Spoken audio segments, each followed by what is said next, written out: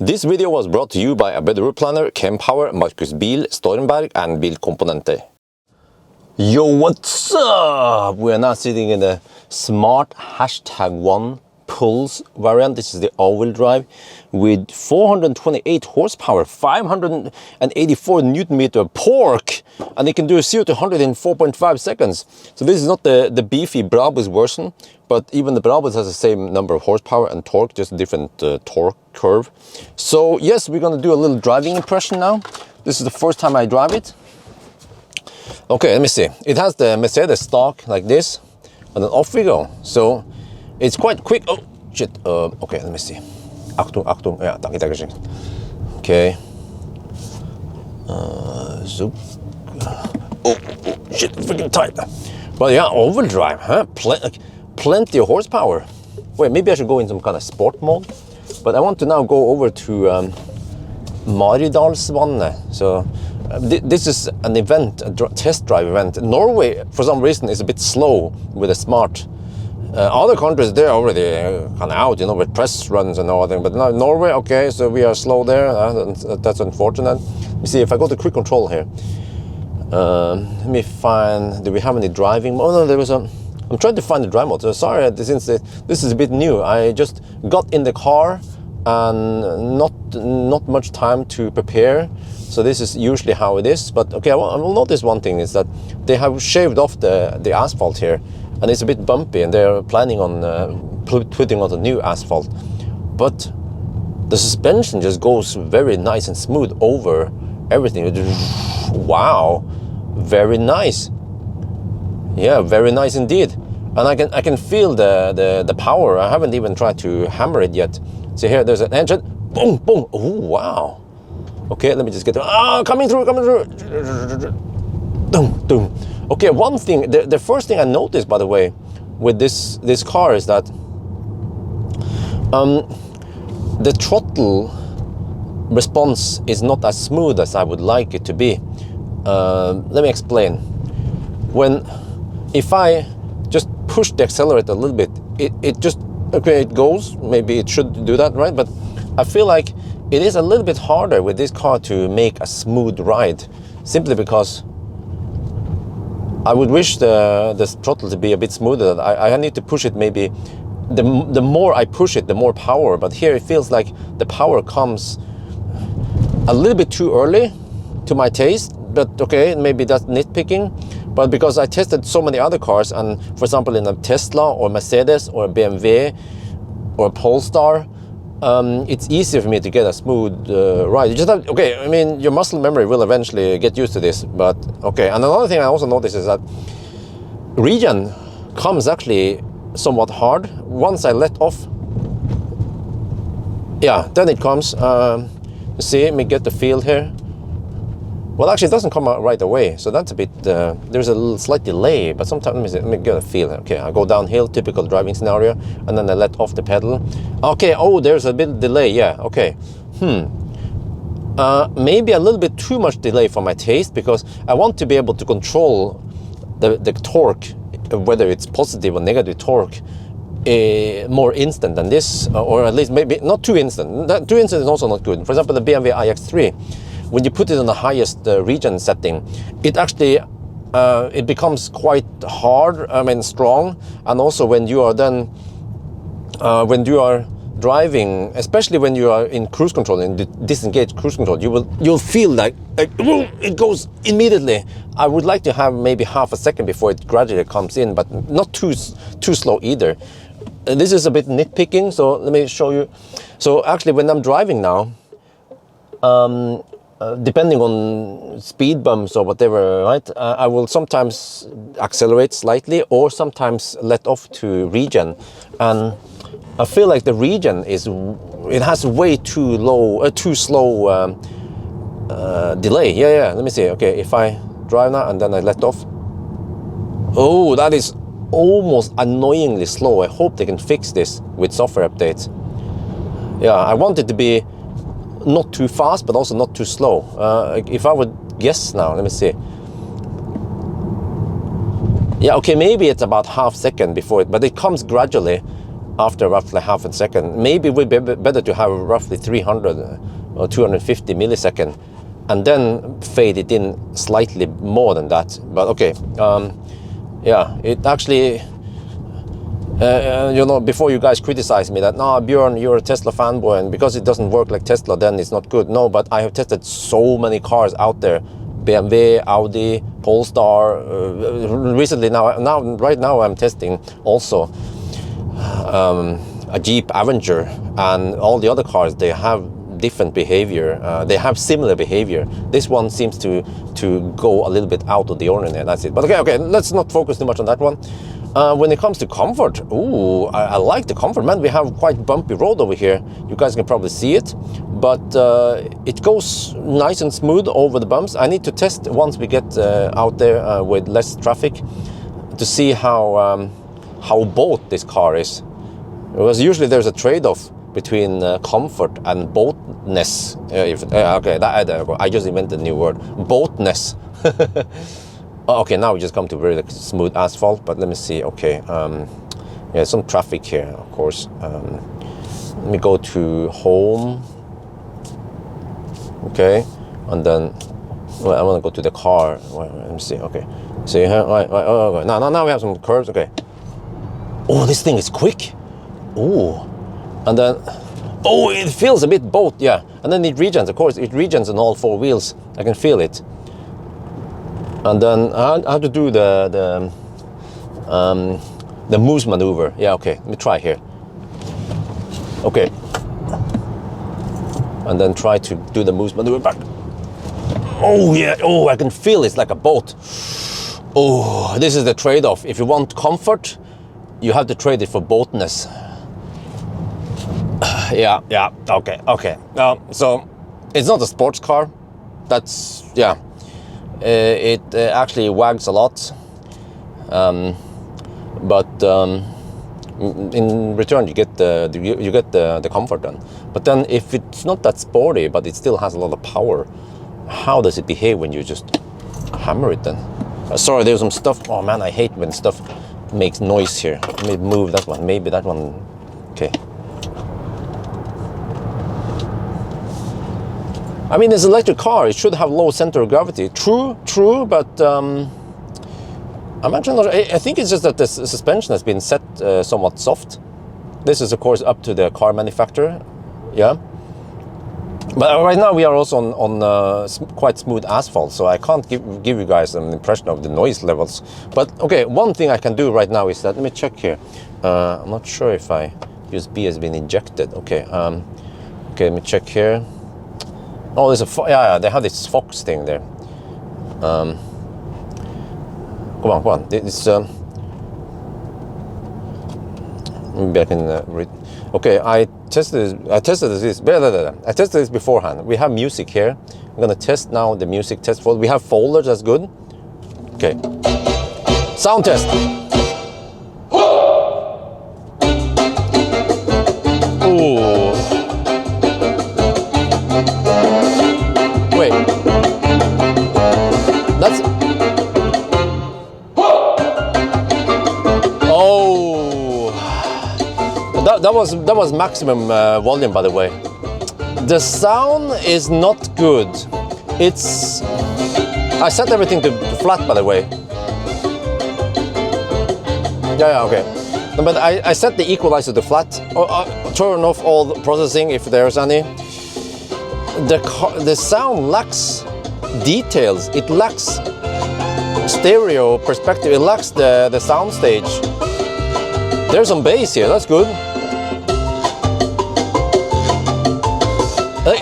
It lacks even details in the high frequency here. It lacks lots of treble. Okay, next song. Wait, next? No. Okay. Wait. File cannot be played. Okay. Some cars will have trouble playing Kickoff by Evening Traveler. You know the Arctic Circle song. This car also fails in it. It's a WAV file, so I'm still wondering why it doesn't work. Well, okay. Anyway.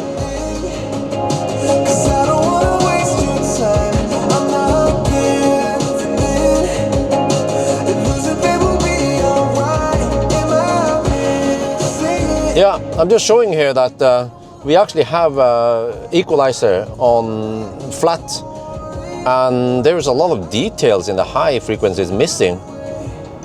Wow.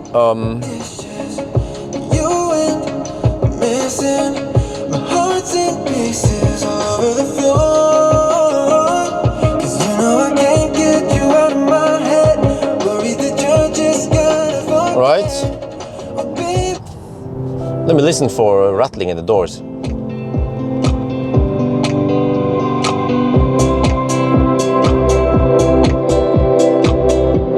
Yeah. There's some rattling coming from the rear door. That's the last one. Third dimension. Waiting. Still waiting. Okay, it lacks deep bass. Just some, sounds like everything beneath 100 Hz is non-existent here. And everything above 10 kilohertz is also non-existing.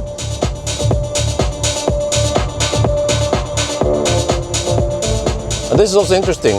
When I turn up the volume, the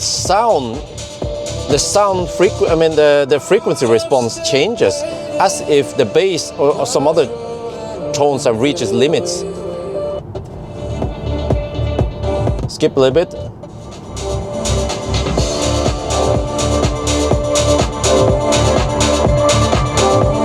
Yeah. Sounds like there's a little bit of clipping also when we go max. But okay, so enough for the sound test. So sound level of sound system here doesn't seem to be that great. I think we have to maybe go for the Brabus version. Brabus has supposedly, was it 17 speakers or something, and better sound system. But this one, which might be the one that most Norwegians will buy, has lower than average sound system compared to actually many other cars in the same price range. So that's a little bit bummer. I think actually price-wise, this one might be competing against a Model Y rear-wheel drive. I'm not sure Model Y. Okay, whatever. I'm not going to speculate too much on the price, but okay, let's keep focusing on driving.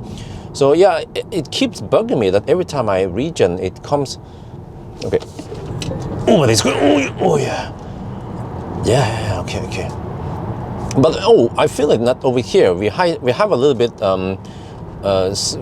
semi-rough asphalt, and maybe not the smoothest, but it is nice and quiet. Yeah, so that's good.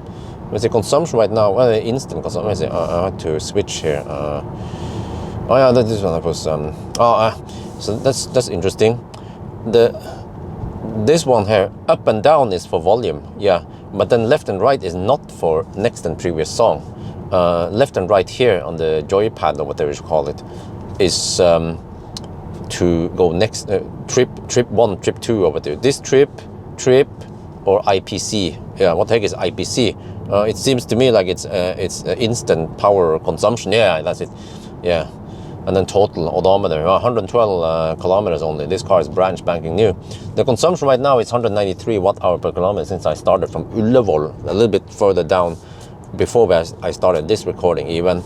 But okay, so let me see, how is this again? I'm not too familiar around here, but I think I'm supposed to take this exit and then drive. Yeah, there's some dirt roads around here. So yeah, a little bit out of the ordinary. Since my starting point was Ullevål, then we just take this route. Yeah, many journalists actually tend to take this route around Maridalsvannet here for the test drive. And it's not that busy, but also you can't hammer too hard. Yeah. So, but yeah. So compared to other cars in similar price range, then how is this one? How is the smart #1? Well, it feels okay. Well, we have established that the comfort is here. Yeah. So good comfort. Sounds like also good soundproofing. Also plenty of power. Regen seems to be great. When we regen down the hills now, it's not doing anything crazy. That makes me uncomfortable. Let me try to go a little bit faster to get a feel of how it is. Okay, here, see, I'm on the regen down here. It seems to regen evenly. It doesn't try to lock some wheels or shit like that, so that's good. Like I said earlier, the only minus is that it tends to have a little bit weird regen response maybe, or the way it, yeah. And then when I floor it, Oh, it has a little bit delay on the. Where's it go now? I think it was here. Yeah. So yeah, when you floor it, you see, and then the power comes. So yeah, I mean, but I'm in comfort mode. Let me see. How the heck did I change mode again? Maybe there's a button here. No. I have to quickly find the mode button here. It's supposed to be here somewhere, right? I'm trying to find quickly how to change mode. Okay. Vehicle setting. We also should. Huh? Please pay attention. Drive carefully. Ah, the camera is watching me. Yeah. So I'm trying to quickly find out where the heck the mode is. Well, I can't find it. What? Is it really that hard to find the mode button? Of course, I should have prepared beforehand before I did the drive, but also this is also a little bit hands-on test. I found it. Driving mode is here. Okay. Driving mode. Okay, sport. What the heck, man? Comfort. What the heck? That must be some Chinese thing, man. Those freaking sound effects. Okay, now we're in sport mode. Let's try again. See how it is. The throttle response becomes. The throttle becomes. Oh! Now we get the instant torque. Oh yeah. Man. It means that for me, my taste, I kind of need to drive in sport mode then, because I like instant torque. I don't like that artificial delay. Achtung. There's some skiers here, roller skiers. But let me see now. Let me get a feel of how the region is. Yeah, the region still has that annoying long lag. But of course, when you floor it now, even on uneven surface, it goes quite quick. So I like it. Yeah. It doesn't lose contact with the surface that easily. So okay.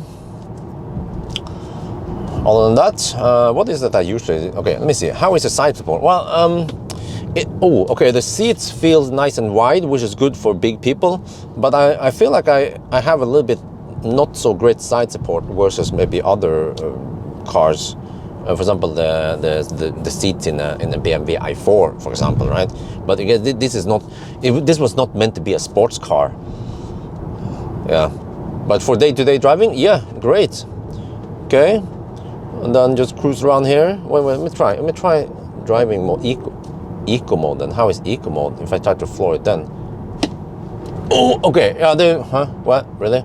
The throttle response is a slightly sluggish here, and then in comfort mode becomes slightly more responsive, and then I feel like the biggest difference is actually between all the other modes and sport mode. Sport mode seems to have the most significant tuning, or whatever you should call it. But I'll just leave it in sport mode for now. So. Steering wheel is nice and thick, but not too thick, not the thickest I've felt. Also good grip on that one, and also I like the fact that we have physical buttons here and here. You can press, no touch crap like that some Germans tends to have, like Volkswagen and even Mercedes, man. Holy shit, man. Yeah, so at least that's good.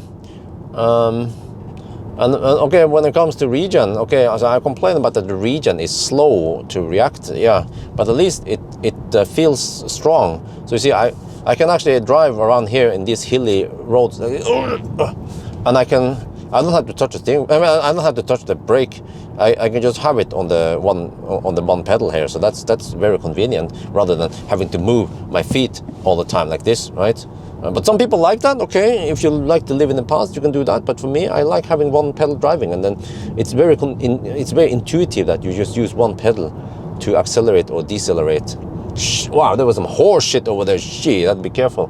But this is actually a very nice route to drive around. And you see that now that I'm trying to relax and just cruise, then my elbow naturally rests on this center console. Yeah, I like it. You have a place to rest, and that it actually feels right that it's there. Some cars, the armrest is on a weird position, and you feel like you have to rest it like this or some weird shit, and there's also a little bit of padding here. Yeah, I feel it. There's some padding here. That's good. It feels good to rest there. Wait, except for that. Here's a bit hard. Okay. Well, okay, actually, I'm changing my mind here.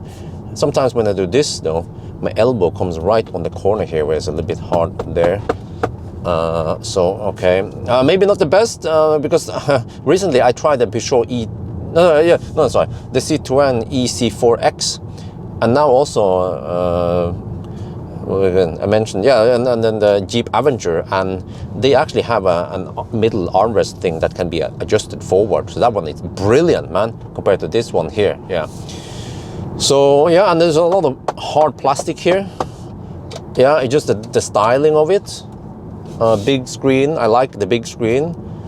Also, the distance seems to be good to the big screen here. Graphics also, and also, oh yeah, wait, is this glossy? I'm not sure, but it feels, well actually now, yeah, we have overcast. Yeah, so, but it's easy to read it. And also the one in the instrument cluster, but it's a small one, the instrument cluster, but at least you have lots of useful information in there, like battery percentage, like trip meter, speed. So yeah, overall though, very impressive, this smart. #1. Okay, let's go over here. See, no, let's hammer it now. You do this, and then... Okay, it's... What was that, in sport mode? Yeah, it's in sport mode. Wait, D mode, sport. Okay, yeah, I forgot. B mode is... We have the region on the strong, by the way. So yeah, once we are here, we can just cruise, then very nice and comfortable again. I need to test the noise. I feel like this is a quiet car. Yeah, maybe they got some soundproofing from Mercedes, I'm not sure. But it's a Geely, so yeah. But okay, after driving a while, I mean, it's still the region that bugs me, man. Okay, maybe I can switch on lower region then, huh? If that bothers you. Yeah, okay. Region, it's set to strong. Let's set it to standard. Okay, how is standard now? Well, it still have that delay. Yeah, that annoying delay. But it's just not as strong as previously, but I prefer having it in strong. So, yeah. Consumption, well, consumption, I can't say too much about that because we are now on a little bit weird route. But it's 188 watt-hour per kilometer with some uphills and such. So we need to test consumption eventually some other place. But okay, let me see. I'm just gonna pull out here. Pull out before it's too late. So, and then you see here, well, oh, I like that one. You see here, when you put on the turn signal, the 360 camera comes out, or the bird views camera. But wow, that is laggy. I don't know if you guys can see it. It's like 10 FPS. What the heck, man? Are they running a 286 CPU or something? Wow. Yeah, especially when you have some speed. And you can see the choppiness of the... Okay, going too fast. All right, too schnell, okay. I have to go slower. Wait, what happened to the... Wait, come on. There. Okay, but at least when you're doing this and when you are maneuvering... Oh yeah, okay, then you see the whole... Oh, okay. Well, even that one seems a bit choppy, laggy, not that smooth. I would prefer at least 25 or 30 FPS rather than what seems to be like 10 FPS. Wow. Okay. But, all right. Maybe I should just stop here, over here, roughly. Zuck. Yeah. So I think that's it. This one I have by the way the glass roof open here during the test drive because we want to have more light in here. But other than that, yeah. What should I say about the car? It feels nice in many ways. There's not much that annoys me. You know, the seats are generally good. All the stuff here is good. Okay, maybe this one could be better. The regen hopefully can be fixed. Yeah. But then how good it against other cars? Well, eventually I need to find out. So we'll see. Yeah, okay, whatever. I mean, since we're already here, I need to drive back anyway. I might as well just keep the camera running for a little bit. Yeah, why not? Okay. Oh, nice. 400. Wait, but... Interesting. I mean, it has over 400 horsepower. But somehow... I almost don't feel like I have 400 horsepower. I mean, okay, we have 400, but Maybe it's because the shape of the car, you know, that it's a bit the boat. So I feel like I would like to have 428 horsepower in a sedan, you know, a smaller one, not so boat car, but yeah. But okay, maybe I'm just nitpicking. You know, I'm trying to be as honest as possible. Of course, if I find something good, I will highlight them. But also, if I find something at least I don't like, then I should also mention it. Achtung, Achtung, Kinder! Wait, no, there's no Kinder. It's just no, just adults. Okay. Oh, wait. Wait. We have 81% battery. Maybe the battery is a little bit cold-ish, and that could be why we don't get the maximum power. Oh, well, now when I floor it, you can see me just get pushed towards the seat. Okay, let me just slow down a little bit more here and try. Okay, check for traffic in the back. Okay. Okay. I take it back. It is quite brutal, man. I mean, not brutal, but it is still quite quick for such a small car. So, yeah. Well, all right. Now let's go back and get back to the bumpy parts of the road again, and then see how it goes there. So, in this video, I should give you guys as much. I should talk as much as possible and try to avoid repeating myself, of course. Sorry, I repeated myself a lot when it comes to the region, but that's because it kept bugging me all the time, the region behavior, driving behavior. But other than that, what is it that usually you guys are looking for here? How is the steering? The steering feels comfortable. Yeah, it feels quite direct, so that's good. Usually I'm not very good at detecting how the steering is. I'm more like sensing how suspension and noise are. But yeah, at least now we are on quite smooth asphalt. So it will be like in Netherlands, you know. No, sorry. It will be like in Belgium, where we have nice and smooth asphalt. So it's relevant for Dutch people and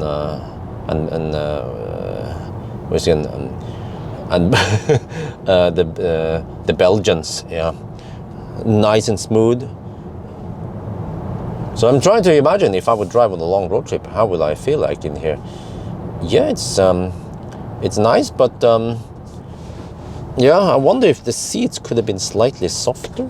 But again, I'm judging too early, just based on a very short trip. But I can feel it now, by the way, when I mention it. I can even see it here, that the seats are a little bit flat.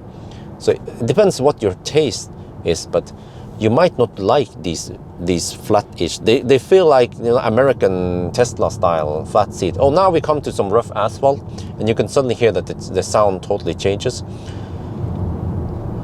But is it annoyingly loud here? No. But I'm not sure if we will get these tires in the cars in Norway, because we have Dunlop here. That is a bit unusual. Normally in Norway we will have one of the big ones like Michelin, Continental. Yeah, I don't remember all of them, but you know the new one. The most common ones for summer tires. For winter tires, Nokian is quite common, and also yeah, Continental, also Viking Contact.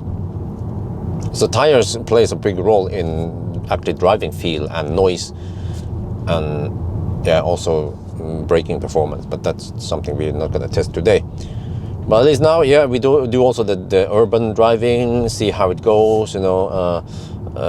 Actually, easy overview. Some cars, they tend to have a bit. Oh, that went over some hard bumps here.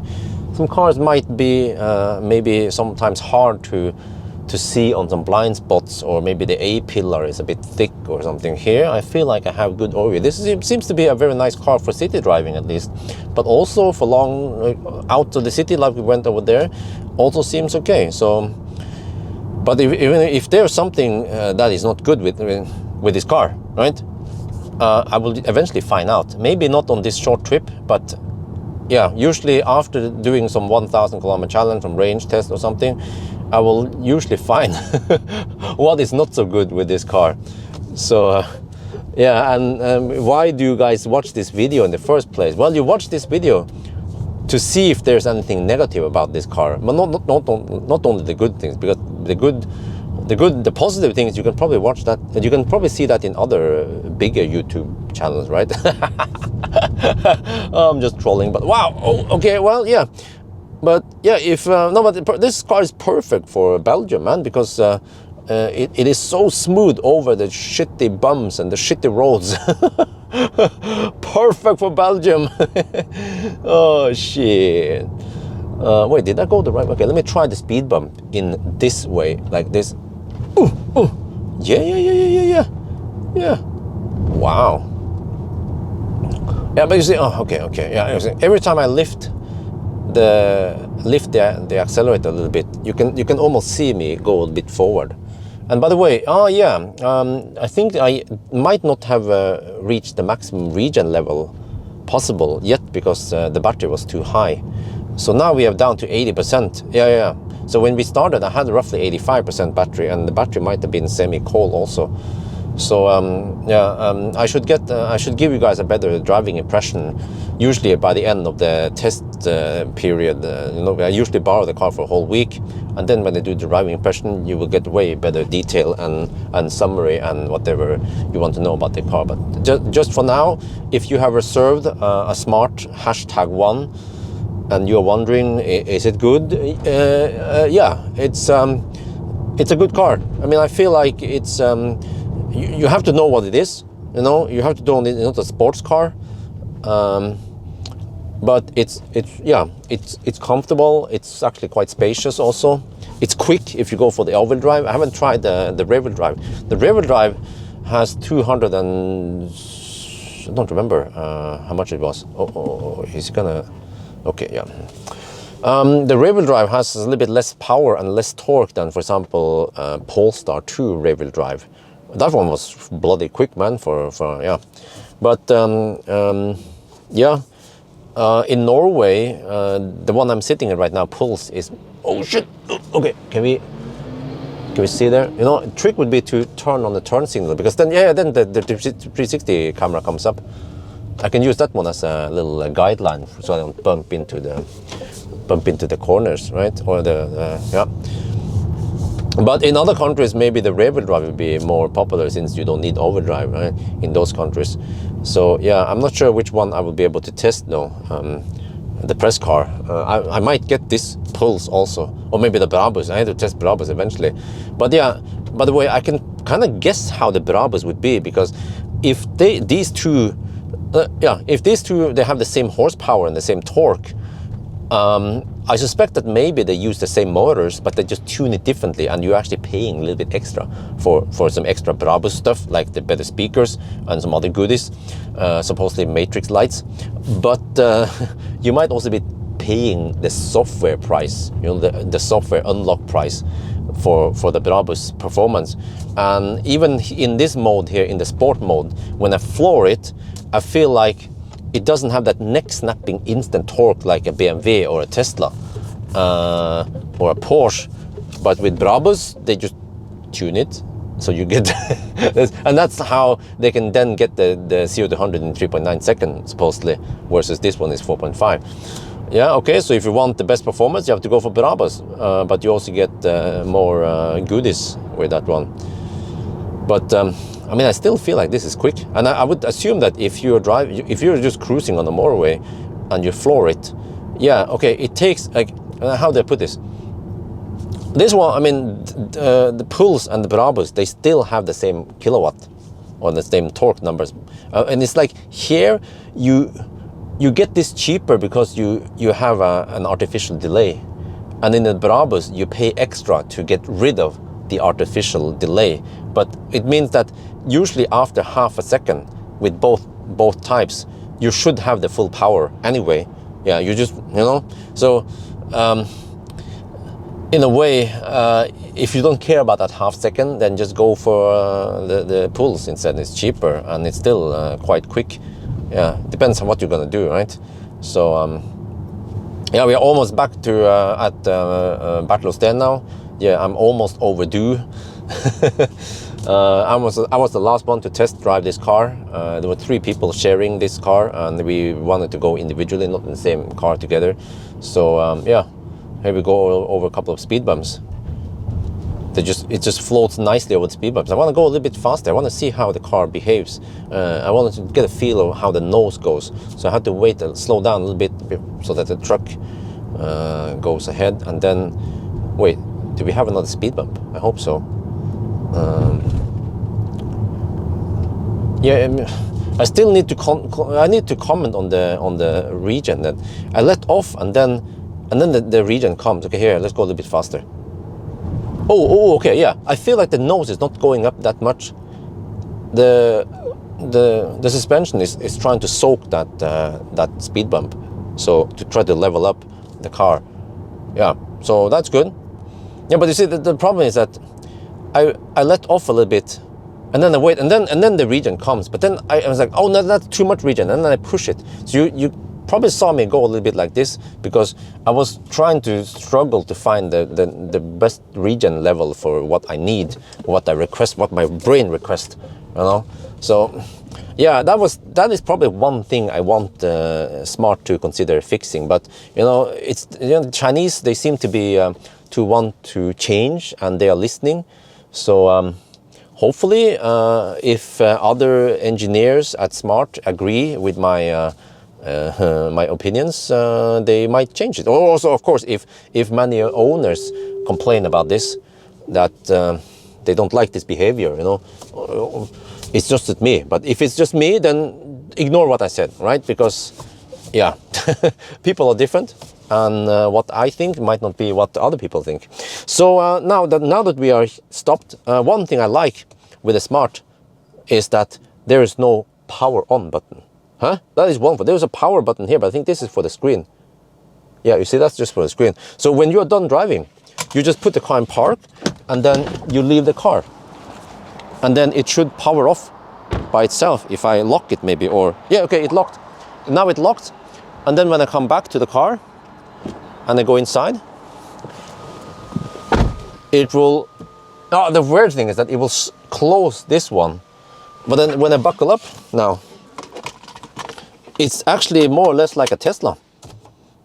And why they mention Tesla? Because Tesla are one of the few cars that has this feature where there is no power button. But this is the way I like it. Why do we need a power button? You know, just when you enter the car, there is a high chance that you want to use the infotainment system, right? Okay, now I turn it off. It stays off when I turn it off. When you enter the car, you probably want to do something here. Use navigation, listen to music. So why not just fire up the car, right? And then, wait, no. And then when you leave the car, there is a high chance that you want to shut down everything. So that power button is extra weight, extra cost, extra wiring. Probably not something that will break very easily, but just remove it. For electric cars, you don't need it. But anyway, I think that's going to be it for now. I hope you guys enjoyed this video. As always, thank you for watching, and talk to you later.